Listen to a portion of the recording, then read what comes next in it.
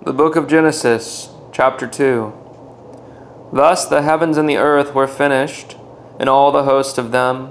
And on the seventh day God finished his work that he had done, and he rested on the seventh day from all his work that he had done.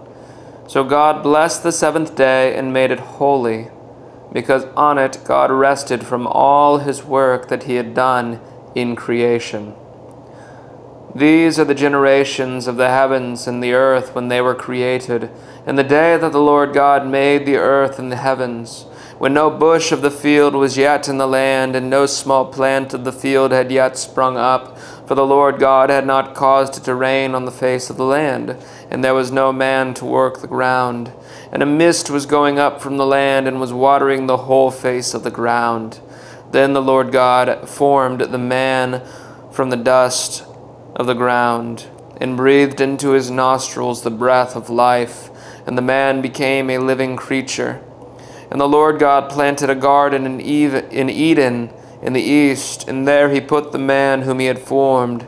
And out of the ground the Lord God made to spring up every tree that is pleasant to the sight and good for food. The tree of life was in the midst of the garden, and the tree of the knowledge of the good and evil. A river flowed out of Eden to water the garden, and there it divided and became 4 rivers. The name of the first is the Pishon. It is the one that flowed around the whole land of Havilah, where there is gold, and the gold of that land is good. Bdellium and onyx stones are there. The name of the second river is the Gihon. It is the one that flowed around the whole land of Cush. And the name of the third river is the Tigris, which flows east of Assyria. And the fourth river is the Euphrates. The Lord God took the man and put him in the garden of Eden to work it and keep it. And the Lord God commanded the man, saying, You may surely eat of every tree of the garden, but of the tree of the knowledge of good and evil you shall not eat.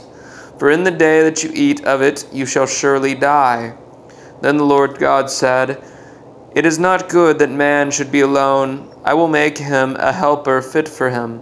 Now out of the ground the Lord God had formed every beast of the field, and every bird of the heavens, and brought them to the man to see what he would call them.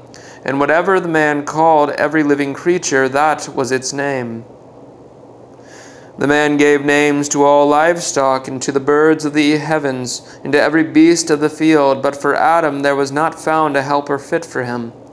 So the Lord God caused a deep sleep to fall upon the man, and while he slept, took one of his ribs and closed up its place with flesh. And the rib that the Lord God had taken from the man he made into a woman, and brought her to the man. Then the man said, This at last is bone of my bones and flesh of my flesh. She shall be called woman, because she was taken out of man. Therefore a man shall leave his father and his mother, and hold fast to his wife, and they shall become one flesh. And the man and his wife were both naked, and were not ashamed.